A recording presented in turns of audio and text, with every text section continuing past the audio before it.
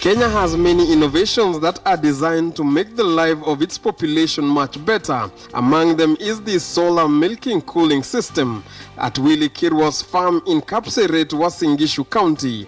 The solar milk cooling system was designed in the United States of America under Kirwa's request after years of losing his milk due to unreliable electricity supply experienced in many parts of the country. Gharama kweli itakuwa juu mara ya kwanza kwa sababu hii kitu utakaponunua ama kuinstall mpaka ifike hapa itakugharimu karibu 4.5 to 5 million.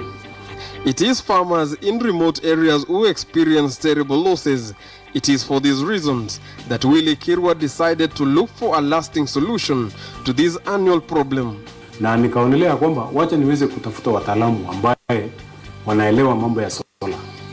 Na nikapata wataalamu ambaye wanatoka nje ya Amerika, tukapata kuongea na hawa, nikawauliza na wakaweza kujua namna wanaweza kufanya na wakaweza kutengeneza hii chila ambaye ni imewekwa kwa container. The solar milk cooling system consists of a solar generator that provides power to a conventional block ice machine which provides enough ice that is used to cool the milk for up to 3 days after milking.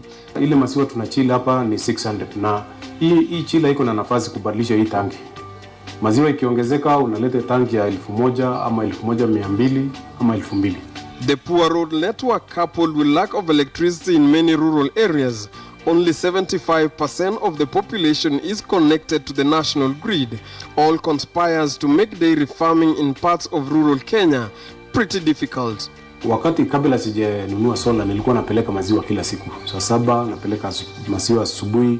Nikaona kwamba gharama yake inaenda juu. The availability of a solar milk cooling system like this one gives dairy farmers a new opportunity to collect their milk for even longer days in those remote areas. Wakulima ambao wako katika nchi yetu ya Kenya tuweze kuungana pamoja, wakulima kama cooperative wanunue chila ambayo inatumia sola ambayo itawasaidia kwa sababu itakuwa inakata gharama. If more of these solar powered milk chilling machines are installed in most parts of the country, dairy trucks will not have to make daily rounds and no longer need to transport milk from a village collection center to a separate chilling center, saving farmers hundreds of shillings.